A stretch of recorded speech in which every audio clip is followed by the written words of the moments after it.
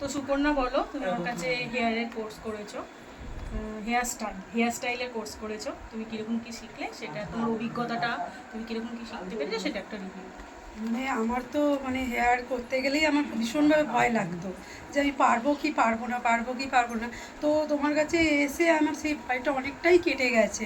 আমি চেষ্টা করছি মানে আরও ভালোভাবে যে প্র্যাকটিসের মাধ্যমে নিজেকে ইমপ্রুভ করার। একদম, সেই জন্য বলছি প্র্যাকটিস না করলে তুমি যতই কোর্স করো তুমি সব ভুলে যাবে, হ্যাঁ, প্র্যাকটিসটা রাখতে হবে। হ্যাঁ, সেই জন্য মানে আমার অনেকটাই ভয় কেটেছে। আমার খুব ভালোভাবে শিখতে পেরেছি এবং তুমি বলেওছে যখনই অসুবিধা হবে বা আমি অন্য সময় ক্লাস করালে তোমরা এলে দেখতেও পারো, আবার দেখার মাধ্যমে আরও একটু শিখতে পারবে।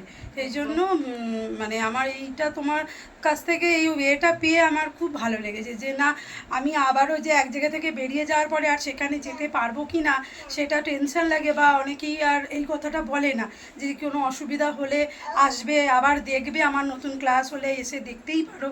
তো সেটা আমার তোমার কাছ থেকে মানে এটা পেয়ে আমার খুব ভালো লেগেছে। Thank you.